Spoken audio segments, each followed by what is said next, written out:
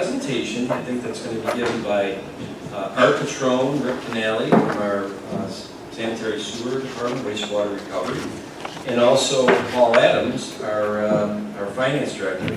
It's an update on the energy performance contract between the town of Webster and Navitas on the wastewater recovery plant upgrade. So I will hand the baton off to those gentlemen. Thank you, Supervisor. You're absolutely right. So as we sort of trend towards our final amendment, we want to give you a project review of the thousands of hours that's really been spent to get us here. We'll go through a quick agenda. So project status. We're going to talk about the Energy Performance Contract Amendment 3 Scope Summary. Then we're going to discuss scope adjustments during construction, and we'll finish it with project financials. So project status. So we have been under construction for about 1 year. We have a lot of things going on at the facility. We've got a few who were down in the past week. Our construction dates are right on target. We'll be accepting septic and high-strength waste in July of 2025, which will drive some revenue. Will be a startup of the biosolids dryer in September of 2025. That would be an operational cost reduction. As you know, we spent a lot hauling cake. And also in September 2025, we'll be ready to accept waste flow from the Fair Lake facility, another large revenue generator for the town. The next page is you're going to see some construction photos, and actually these were taken earlier this week. On the right-hand side, you can see the footer for the dryer building. It looks like 2 railroad tracks. They're pouring that. You can see the large pump truck in blue and orange. You can see just past that the high-strength waste receiving building. And to the left of your screen, the 550-ton crane getting ready to begin erecting the panels of our new digester. And that is a great picture of the crane. It's just an awesome sight. And Rick, how much weight was on the counter? Over 400 tons. So it took 14 semi-trucks to build that crane, and they did it in about 4 hours.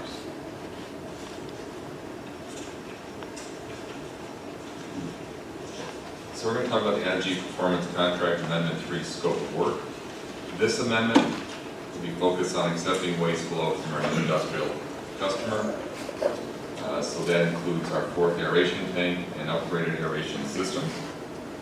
Give much better control to our chief line operator and team. The new anaerobic digester that we just saw. All facilities within the new dryer building, electrical, mechanical, HVAC, and everything associated with that, and all site work, final site work, and utilities on the site. We did have some scope adjustments during construction, and we're going to talk about those a little bit. Yeah, so a major portion of the scope expansion really are tied to the first 3 bullet points there, the high-strength waste building, the trickling filter that required complete demolition, and the relocation of overhead electric utility lines. So this project, as we were moving along, was kind of actually wound up being a living, breathing document. And kind of we were continuing to look at efficiencies and ways we can do things differently instead of when we looked at original design. So this high-strength waste organic building was going to be a huge revenue generation for us, but originally the building was designed to be part of the dryer building. And what we found out as we were doing the landscape of the waste that we're going to be accepting out there, concurrently we were looking at Project ISO 2, and we didn't know who they were, if we were going to land that big fish, but we wound up getting them. But anyways, so as we looked at it, we were only going to be being able to accept a few trucks a day, or 1 at a time actually. So as we saw this, we decided to look at maybe separating that building out and pulling it away from that to allow more trucks in the day to increase revenue potential. But also open up traffic for our fertilizer that we'll be creating. So there's going to be a lot of traffic around there, so having the buildings separate was the ideal way to go. But concurrently with that, New York DEC decided to come out with, put their guidance out for water quality standards regarding to the emergency contaminants, the PFAS and PFOS. And our original design, we were looking at taking an outside cake from other facilities to utilize our dryer and be like their tipping or their landfill for them. And we create a tipping fee for us.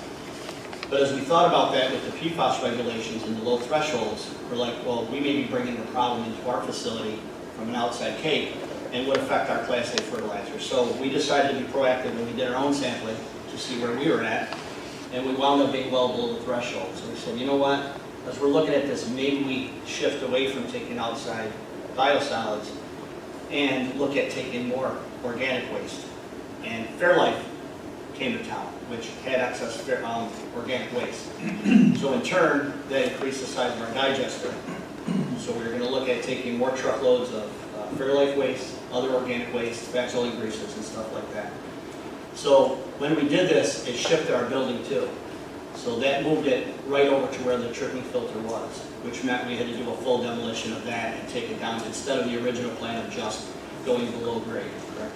Correct. So also, the trickle effect is as we made the digester bigger to increase revenue potential and increase gas production, we noticed that our roadway around there was going to be a little tight and the electric lines were through there. So we decided to evaluate burying those electric lines. It opened up the roadway there, allowed us to also move tankage up there, which saved on piping and saved us money. There was savings there. But it built resiliency for our utilities down the road and not having lines overhead and they were underground. So that was a major portion of the scope expansion. There was a administration building expansion, and like Rick had mentioned, this is a it is a design build, and once we got the plans and it was priced, we sat back and looked at it, and giving it more thought, the square footage just wasn't conducive to where the town needed to be now and into 30 years. So we enlarged really our training room, break room. That's where the majority of it was, a little bit bigger. To that point, we've actually worked with our suppliers and vendors who just ecstatic with it because they want to come in and do training there, not only for our staffs, but for surrounding staffs. The last one was the asbestos remediation. This was a hidden asbestos within the administration building that was only found after the walls were beginning to be demolished. So it was hidden vermiculite within the walls. To that point, we slide over to scope savings, which at this point is approximately $1.1 million. And this is really comprised of design credits, working with Noctis and their team, pulling back on some items where we can. There were some items that were in the scope, but we were able to purchase them directly off a state contract and gain quite a bit of a savings there. Winter construction savings. That's some of the things you could maybe elaborate on the winter construction. Sure. When you're planning for construction in upstate New York, you have to plan on bad winters. And that may mean costs such as heating for concrete or extended work times or additional labor. But as we know, the winters have not been harsh here, so that's allowed us to actually have some savings in those areas. And it gives us the ability to return those back to the town. And we do that within our contract through what's called the client savings allowance. So whenever there are savings that are within our executed contract, those dollars are identified and then returned back to the town within the contract structure. And then if at the end of the project, those funds are not used for some other purpose by the town, a reductive change order is done to our contract, which reduces that overall price, and all those dollars are returned. And then, and a little bit on the scope efficiencies, which you touched on, and this is the scope efficiencies that really happens, not in one lump sum. It happens daily, it happens weekly, it happens monthly. It's ongoing with an outfit staff on site. Rick and I are looking at things as they're coming up, in our 2, 3, and 4 week look aheads and saying, okay, you know, maybe we can adjust things, maybe, you know, maybe we don't need that, right, because something else changed. So it's just evolving, and we're always looking for scope efficiencies and scope savings.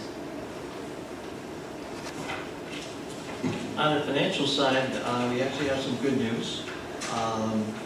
When you take a look at the revenue impact, the septic and high strength organic waste, we actually estimated this revenue number at 60% capacity. We think that it will produce about 1.1 million in 2026, and then 1.6 million thereafter. That's from the high strength organic waste. And the septic side, once we get going in 2026, should be about 650,000 a year.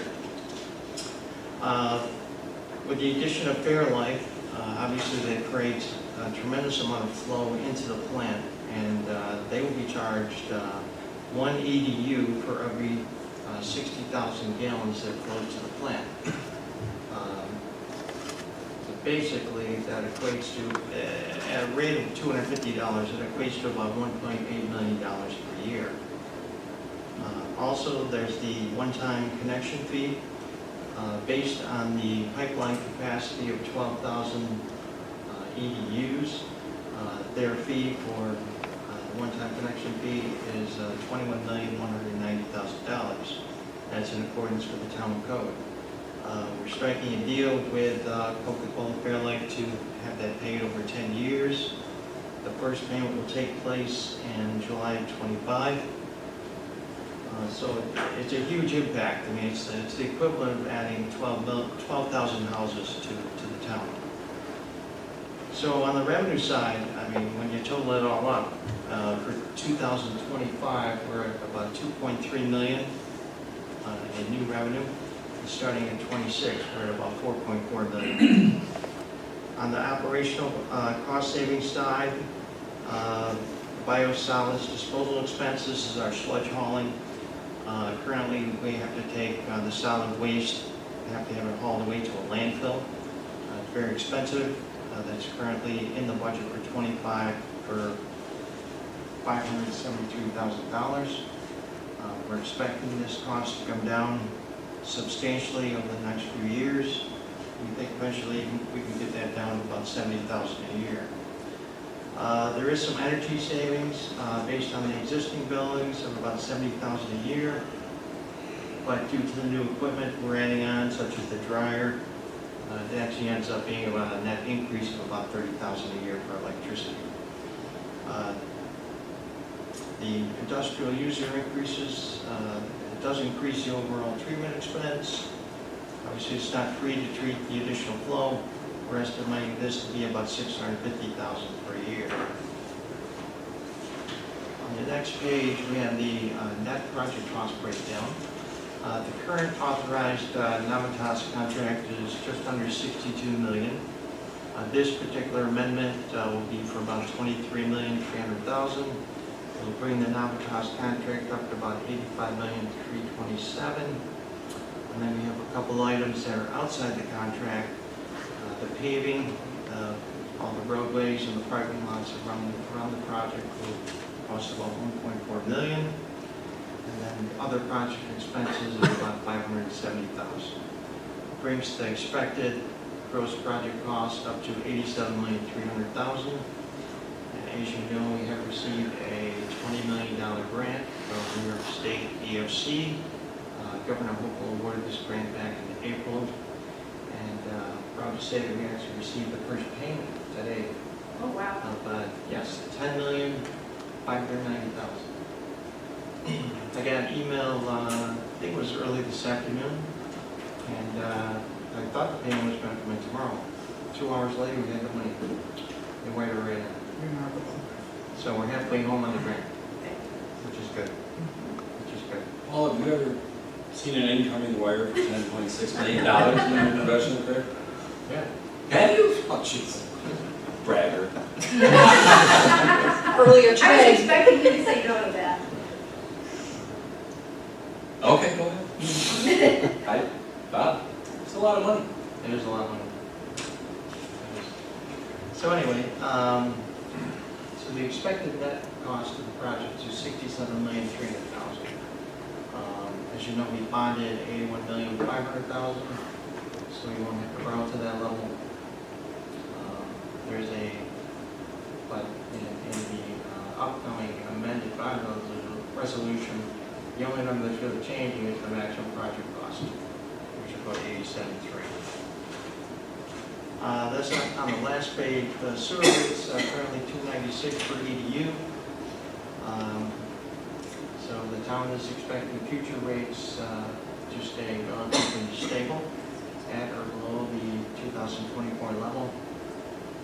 So basically, the town is able to complete an $87 million project with no effect on the rate in the immediate future, which is quite an accomplishment.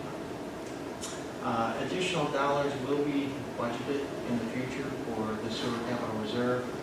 In the 2025 budget, I have $540,000 earmarked. In future budgets, I put in about $500,000 in my long-term projection. So we know that we have to put money away for future projects, so we don't run into this Situation we're in right now. Also, we think that we budgeted revenues quite conservatively. As I mentioned, the sewer rent charged to Fair Lake is based on 60% of their capacity, 7,300 EU. So we think they'll probably go over that. So if so, that'll help build some unappropriated fund balance, which can be used in the future to stabilize the rate. And also the 60% conservative on the outside waste receiving. Yes. So Yes. I think an upside to that also. We're very conservative on that side as well.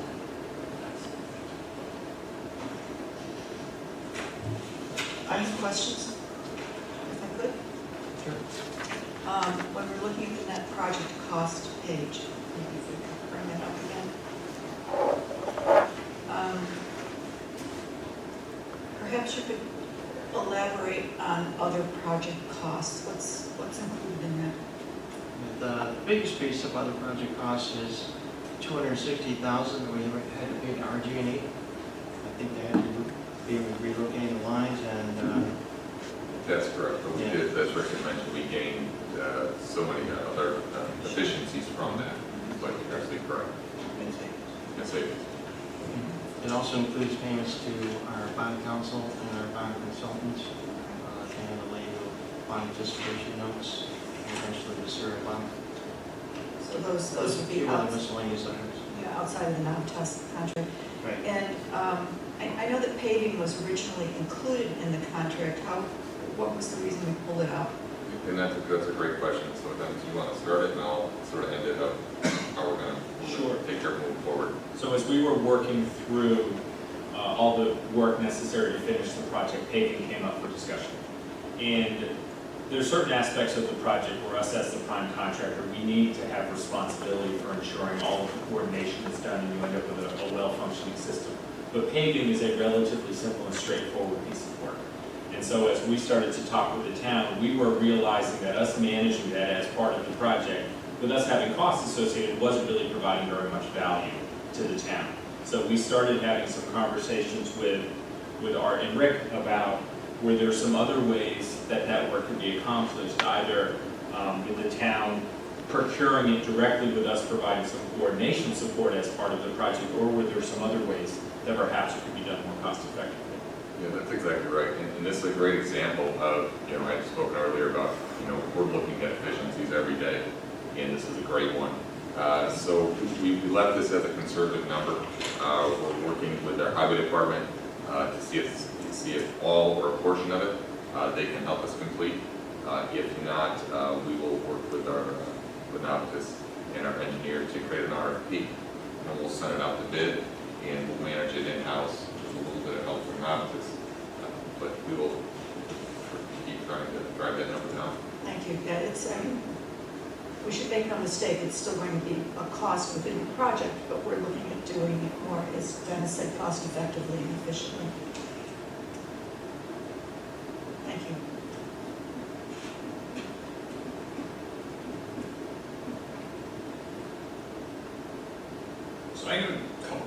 on the $2.6 million high-strength organic waste building. Because that was a pretty significant investment that I was unaware of until I met with you gentlemen the other day. And one of the questions that I forgot to ask you was, what was your projected return on investment of this $2.6 million? So if you want me to take that, so, I'm just assuming you did the analysis before the building. what I remember at the time when we were looking at the differences was related to how many trucks could come into the site, and by having the 2 lanes of traffic instead of the 1. And so one of the things that we know is that every single truck that comes through a day equals a little over $100,000 a year in revenue. So I'd have to go back, Mr. Cahill, and look at what we were looking at and the differences of the truck traffic capabilities from the first design to the second, in order for me to give you a good, accurate answer to that. Yeah, I'm very interested in that. And we'll add to that, is that we weren't projected to take in hardly any of Fairlife's DAF waste. They were gonna have to haul that away. So once we did this, that was a whole new added one that we weren't planning on. So there's a number of that too we did. Sure. I'm not really familiar with municipal construction. I'm very familiar with private commercial construction. And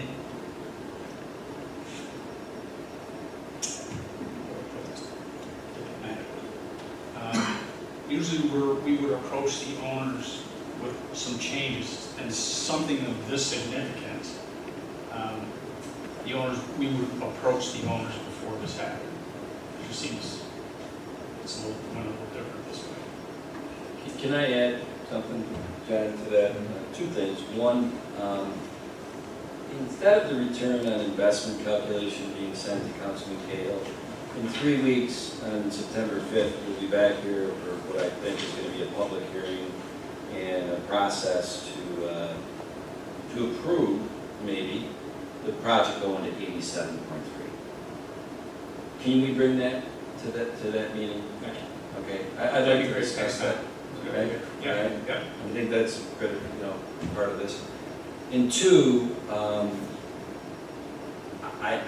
Patty and I have been in a lot of these meetings, so Patty, I can't say that we knew about this before 2 days ago.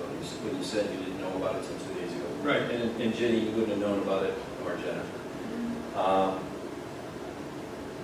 I'm not sure, we've had this conversation before at the board. Not to the 2.6 million. Trying to think how to say this. The communication that I have tried to do as town supervisor to the town board members on all the things going on in town, it's an art more than a science. I'm very open to ways that I can be better on that in the future, in hindsight. I'm not sure when, in the last couple months, I would have gone to the town board members and said, hey, in layman terms, don't get married to the $81.5 million bond resolution that we did back in July of 2023, because that $81.5 million bond resolution that we did approximately 12.5 months ago, I want you to really think about this. That was 2.5 months after Project Izzo, as Rick Canale said, which turned out to be Coke Fairlife. Coke Fairlife told us on May 9th, 2023, in a big press release, we're coming to Webster. And it's not practical between May 9th and July 27th, 2.5 months, to be able to go and design all the nooks and crannies and details of a sewer plant that is now going to go from a volume at 3 million gallons a day on average to 5 million gallons a day. And so the best efforts of trying to estimate in late July, 2.5 months after Coke came to town, the reason why we had to do that bond resolution with the best estimate with the information we had in front of us at the time is the next day was the deadline to apply to New York State for 25% of the project in a WIA EFC grant. And 25% of around $80 million, I think is $20 million bucks. Now, who did we get the $20 million grant from in New York State? What agency, Paul? Yeah, in April from the governor, Is that EFC? EFC. Yeah. So there was a confluence of events that, almost, and I'm just being honest with you, had us building the plane in the air. And I want to be fair to Rick and Art and Paul and to Navitas. I mean, as they approached us, Patty and I'm like, look, I'm not going to go out to the board members and start talking real numbers when you're telling me, well, we still got to look at this, and we still got to look at this, and we still got to look at this. There was way too many balls in the air on revenue production, on cost of various parts of the plant. In my opinion, it would have been premature for Patty and or I to go out to the other three board members and start that discussion because it tantamount to serving the wine before it's time. However, like I said before, communication is an art, not a science. And maybe, we just learned something a couple of weeks ago on this board that I think we put into practice, that if there's certain things that Patty and I, as the liaison and supervisor, know about the police department, we learned something a couple weeks ago. If we think there might be something that could hit the news media, even if it's got the chance of hitting the news media, we should let the town board members know. And I never would have thought about that before. So I learned from that experience, and I'm going to put that into practice going forward. And maybe I'll learn from this experience. We'll have a discussion of, well, how can we, I don't know, what's the materiality of a project or something where it's like, you know what? You should let the town board members know in some fashion, whether it's executive session, whether it's in a weekly memo, whatever the fashion is. And I guess in this, it's a money thing, because if this was going up $100,000, whatever, but it wasn't $2.5 million bill. So somewhere in between there is probably the materiality of when we should communicate out to the board members. If Jen and I are working on the Parks and Rec department, since you're the liaison, something comes up that has that, whatever that materiality is, Jen, we look at each other and say, we should let the other board members know about this. This is making its way up the pipe. So, Well, the point I made I'm very at the open meeting to the other that day was conversation. that, there's a sequence to events for a building being built. You're gonna have your drawings, and you're gonna work an estimate off the drawing. And just, I would have liked to know this number prior to the building being built. Or we wanted to know, okay, what is the reason? What's your reasoning for doing this? Okay? And it's like I told you in the meeting, if I had that information, I may have agreed with it, but I would rather have had that information up front. And it's not like we're moving hallways and doors and just doing a $100,000 expansion. It's $2.6 million taxpayer money. That's pretty significant, in my opinion.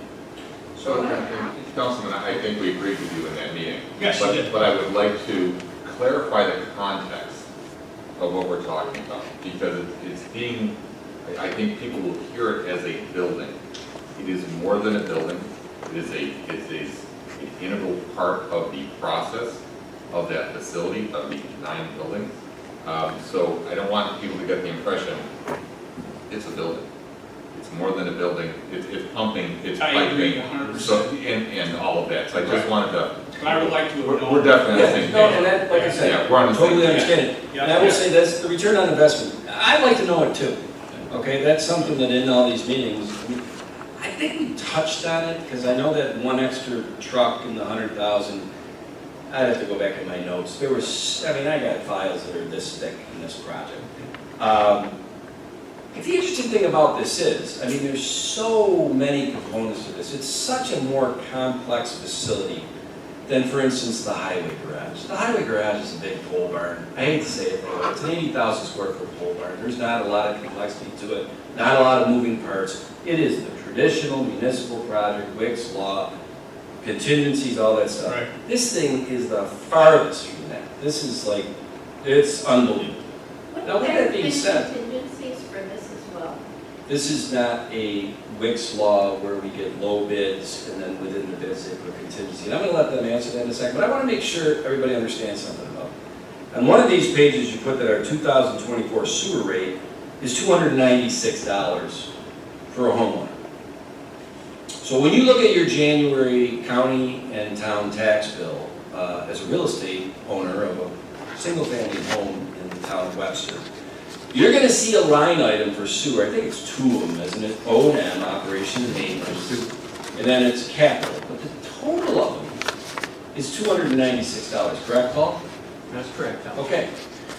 Last Thursday at our second town board workshop meeting, which probably went a lot smoother and efficient because Councilwoman and Deputy Supervisor Cataldi ran it in that verbose clarity.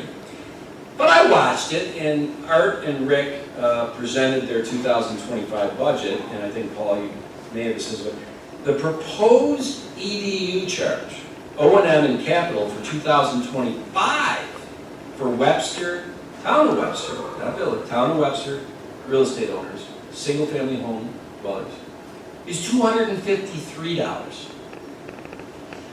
That's $43 less than it is in 2024. During a year, 2025, where we're not maxing out on all this new revenue. During a year where we got to go into debt, something like $50 or $60 million to finish this thing. Is this correct, Paul? Yeah, that's correct. But the Yeah, combination it includes of the $20 million $2,500,000 in the capital reserve account. and putting $500,000 for future then, because we don't want future boards in 2060 to face what this board, and actually, you know, my predecessor, and Patty, and John, you were on those previous boards in 2017, that were faced with the fact that, oh, the sewer business is a very highly expensive infrastructure business. You have tens of millions of dollars of buildings and pipes and all that stuff and science and whatever. But it rots. And nobody in their right mind who is a private business owner would ever get into the sanitary sewer business. It's a dumb business. It really is. Because you'd have to spend $100 million on building a plant to basically get $6 million of gross revenue a year. There's no MBA program or business model in the world where that makes sense. Especially $100 million of capital on something that's not a one-time payment to build the plant. You know it's going to rot. Because you know what goes through that plant?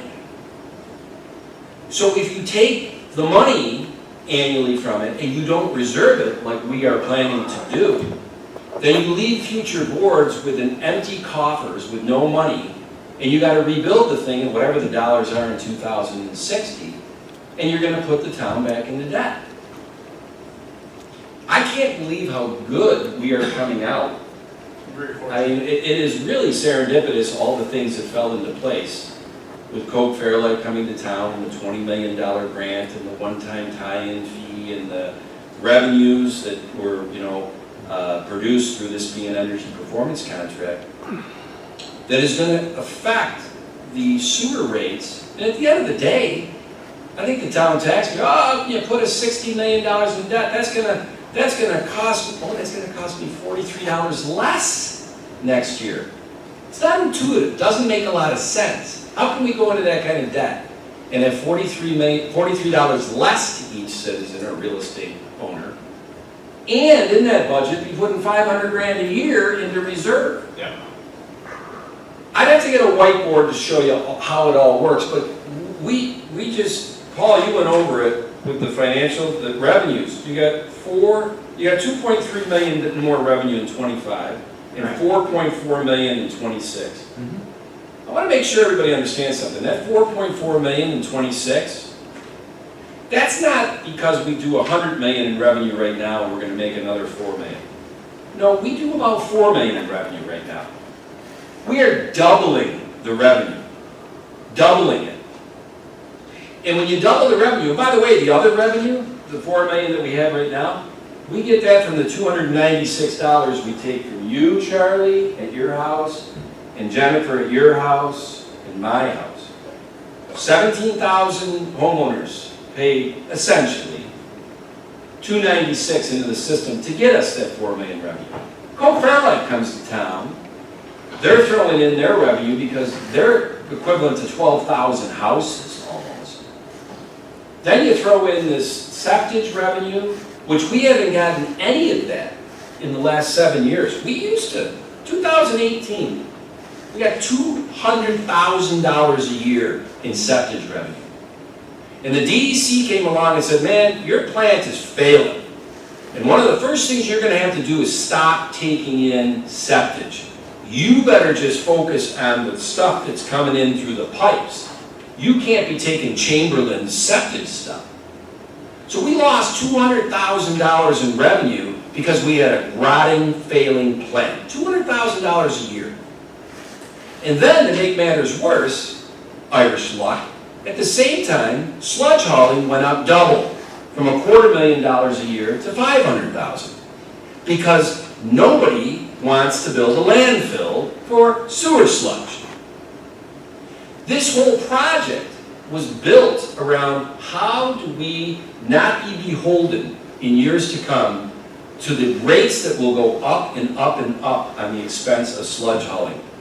And that's where the drying came in and all that to get it down to pellets, that's fertilizer. Our sludge hauling should go down to almost nothing, right? And the septage, as Paul just said, which we haven't really gotten any money in years because of this new building, and I'm interested in the return on investment. Councilman Cahill's got a great question on that. But you said, I think, that we're gonna get $650,000 a year of septage in 2026, Paul. That's right. And that's based on a 60% analysis from when we had Waste Matters and whatever did the analysis of Critical path. critical path. And there's also the high strength waste revenue. The organic waste acceptance is going to be 1.1 million. Have we ever gotten revenue on that before? No. There's some things like petroleum greases from restaurants is lumped in there too, so it's stuff that we want to go into the digestion after that. So that's figured into the high strength organic waste. Let me ask the question a different way. In 2026, Paul said the revenue impact is $650,000 for septage and 1.1 million on organic waste acceptance. That's a total of 1.75 million in revenue. What are we getting in revenue today on those two components, septage and high-strength organic waste? Okay, thank you. That, I think everybody can do that math. Yeah, it has boggled my mind that I still, to tell you the truth, when I saw it, when you brought the budget, and said it's $253 a month O&M and capital. It's down $43 a month in 2025. A year. A year, I'm sorry. And we're also, that's putting 500 grand into reserve. And I said, well, that can't be. It's 2025. That's not possible. We haven't hit, we're still building the thing. We don't get the full year or whatever. I was doubting Thomas. I should have never doubted Paul. So we went in and looked at it and I said, I'll be darned. He's right. And the main reasons are the increase in revenue and the grant from New York State. Can I say something? They've delayed the borrowing. Can I say something? You included in the list of things that were serendipitous, the $20 million that we got from the state. And I just, we need to give credit where credit's due. There was nothing serendipitous about that. You went to bat for the town. You went to war for the town. It didn't look like we were going to get that grant. And you insisted and you talked with all the offices and all the people you possibly could and let them know that Fairlife was a wonderful thing coming to town. And everybody was all on board about rah, rah, rah, Fairlife, but you made it very clear that we were not going to balance that project on the backs of the Webster taxpayers. And that this project, the sewer plant, was going to cost more because of them coming to town. They came to town because we could do it. And you certainly let everyone know how you felt about that. So getting that 20 million was not serendipitous, it was your hard work and your advocacy for the people of the town. Patty, thank you, and Jen, but I'll tell you what, that was a team effort. It was a team. That was a team effort. You drove that train. Well, I was, you know what I Sure, did you for did. that? My role in that was, and this is why I'm not a good politician, I was the jerk. I was the one that went to Played it certain well. towers. Huh? You played it well. I did, you know what? I Is don't that think, Jerry Lewis movie? I don't even think I have to act from talking to my kids. But I felt strongly that, you know, we had done everything we said we were gonna do. We did as we said, and we said as we did. I think I said this earlier at my public meeting, and I had told all those powers that be, you are telling us we're gonna get our 20 million through the WIA grant through EFC. I'm taking you at your word. Apply for it on, you know, at the end of July of 23. That's why we had to do the $81 million bond. That was too quick to do the bond. We didn't know what this thing was gonna cost 2.5 months after Coke comes to town. Yeah, it's, and honestly, it's kind of interesting. I've said it before, and then we're going to finish this because we're starting the regular board meeting late. But this is a topic that needs, there's a lot of meat on the bone. This is transformational, generational. You know, Patty's been in a lot of meetings, Charlie has, Paul. They probably, I'm sure that, when it comes to this Coke Fairlight, Paul was mentioning how the one-time tie-in fee from Coke Fairlight is 21.9 million, something like that. 190. Yeah. You'll see it as we get into the next board meeting. There's resolution on there to authorize the supervisor to sign that one-time tie-in fee agreement. We tabled it on August 1st. We will be tabling it again tonight, so I'm going to save you some time. I'll get it. But I got good news. We think, Charlie and Patty and Paul, that we have the final verbiage agreed on between the Coke Fairlife team and the town team on that one-time tie-in fee contract, and also on the conveyance pipe contract. We didn't want to vote on it tonight because we just found out this morning. That would have been shoehorning it in. It's $30 million in contracts. It deserves the next couple of weeks for the town board members to get it and review it and have questions. It deserves to have the community have it posted to the website and to social media platforms so they can read through it, so that when we get here on September 5th and we're voting on that, that everybody has seen it. But that one-time tie-in at 21.1 whatever million, Paul, did it surprise you when you looked back at our one-time tie-in fees since 2018?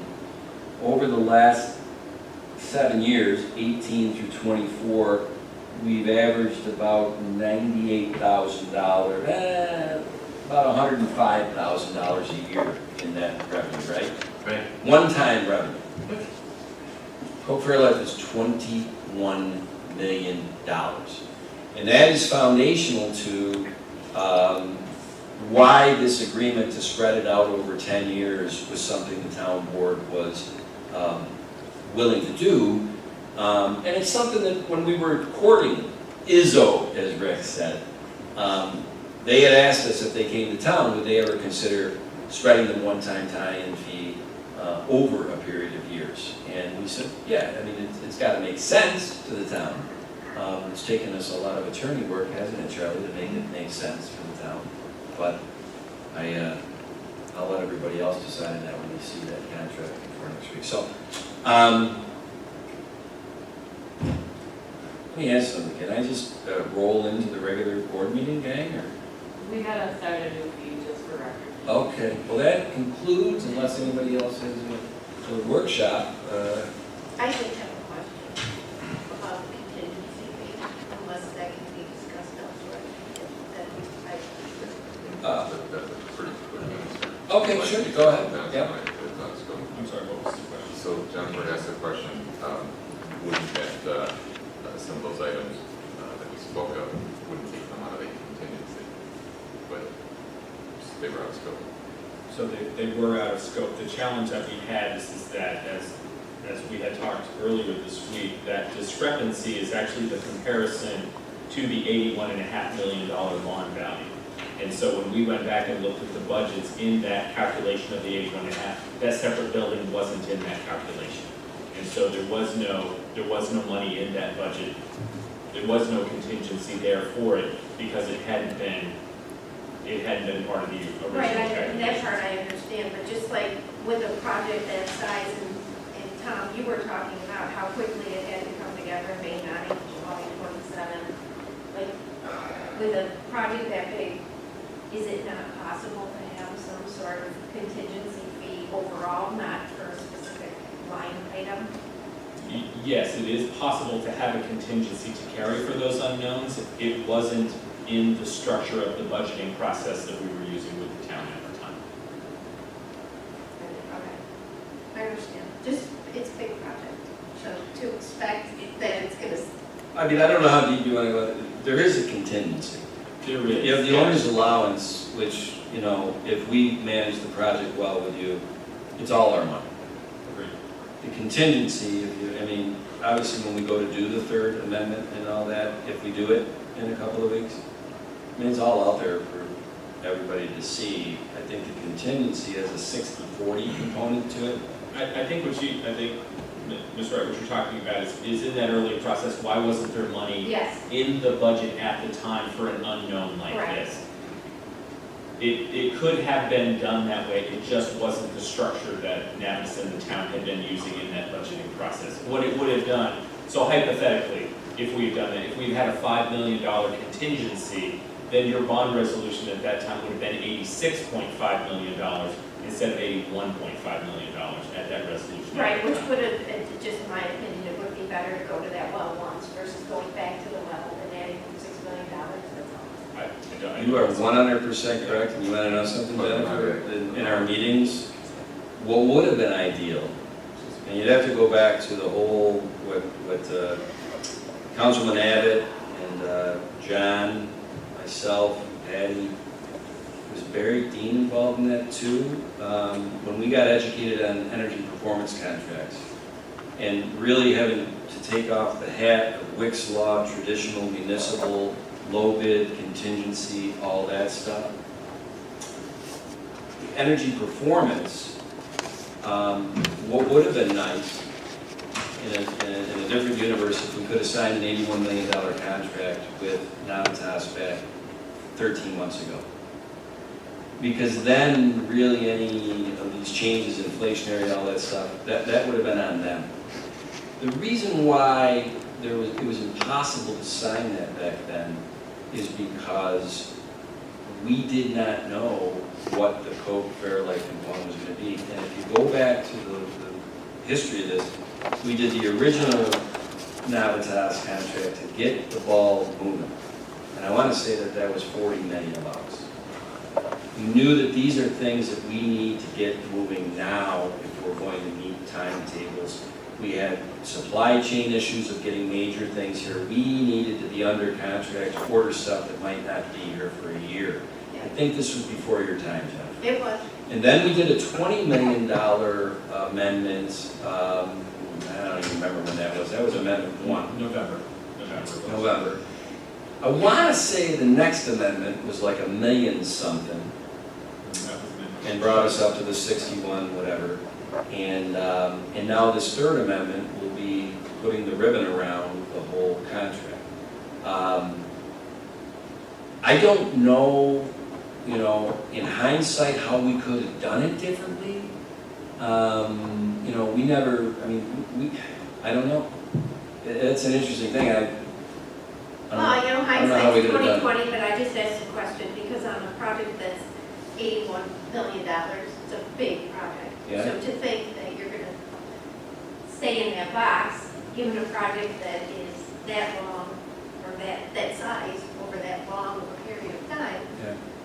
just intuitively, you might. I I don't think this is necessarily a contingency item. I'm speaking specifically about the acceptance, that building is more of a standalone, I would think, rather than, and it wasn't in the original scope either, right? Which is why it's not, that would be considered an add-on. Am I correct in that assumption? You are. Okay. I think a piece of this also is what the supervisor said earlier, or somebody said, and I can't even remember at this point. Trying to project what this project was going to look like 2 months after Coke Fairlife said they were coming to town. that alone has changed this project tremendously. And some of these things would be impossible to know and put into the bond at that time, because, as we said, we were building the plane as we were flying it. And we had started the project, we knew what we had to get done. And I actually think that working this across 3 amendments, while it looks like we're going to the well 3 times, it has actually worked out to our benefit to be able to do this in the smartest way. And clearly, although we're seeing the costs going up, we're also seeing the revenue going up. And I think it's allowed us to react to some of those things in a much smarter way, where if we had committed to a contract of, I don't know, $67 million, we would have had to figure out how to build that thing with $67 million, and there would have been things we had to leave out. So as difficult as this has been to keep going to these amendments, I'm happy to see that we are on our last one, right? This is going to be it. But we've got a complete and very good project that will serve the town.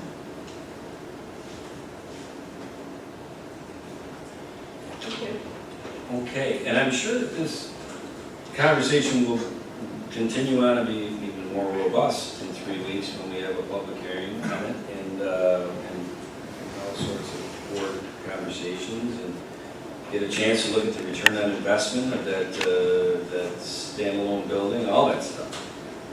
And I would invite the town board members over the next 3 weeks, if you wake up at 3 in the morning and say, ooh, I got a question that I don't know, shoot it at these guys, because it is a huge 81, 87 million, whatever dollar project.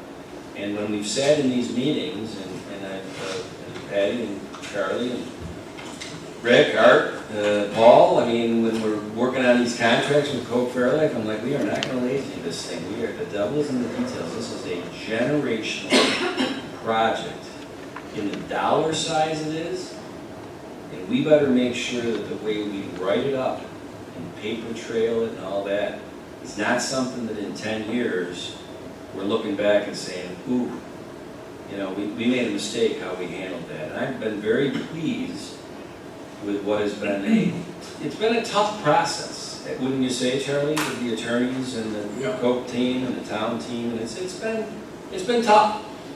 But I think that the town, I always felt like we were holding our ground on things that made sense to the town. We were representing the town. That's how I felt. I don't know about you.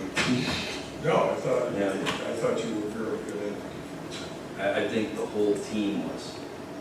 I think Paul was right there with information, Rick and Art were right there with information, Jeff Storch from Harris Beach, who we helped on this, you, Charlie, Patty. It was a group effort. I like the end product.